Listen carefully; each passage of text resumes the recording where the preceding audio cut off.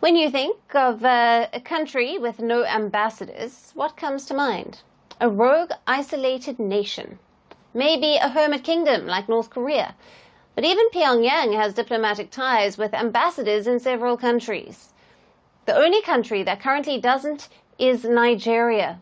Nigeria has over 100 diplomatic missions around the world, but no ambassadors. Nigerian government says it is now preparing to appoint new ambassadors, only 18 months after a worldwide recall. Now, Africa's most populous country has operated without ambassadors since September of 2023.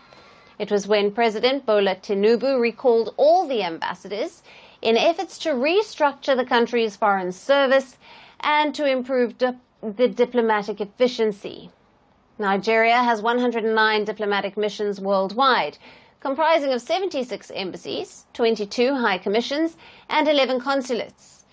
The recall affected all diplomatic missions, except for Nigeria's permanent representative to the United Nations in New York. Nearly 2 years later, the country seems ready for new appointments.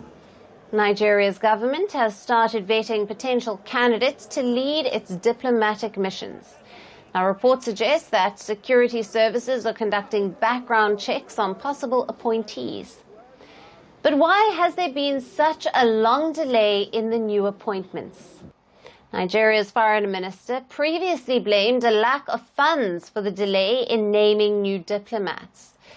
Since coming to power in May of 2023, President Tinubu has prioritized fixing Nigeria's struggling economy, with foreign policy taking a back seat. Nigeria's foreign missions have been facing inadequate funding, poor working conditions, and crumbling infrastructure. This year as well, the Foreign Affairs Ministry has been allocated over $230 million out of the proposed $32 billion budget. But critics are calling it a diplomatic blunder. They say that Nigeria is talking international relations and the role of ambassadors lightly, and diplomatic representatives or ambassadors are key in maintaining national interests and in forging better ties with other nations. And their recall and delays in appointments came at a critical time for Nigeria. Nigeria is a key Western ally in the fight against Islamist insurgents in West Africa. So critics say that not having any ambassador to these nations is a diplomatic failure. Then some also call the justification for delay in new appointments over budgetary constraints equally problematic.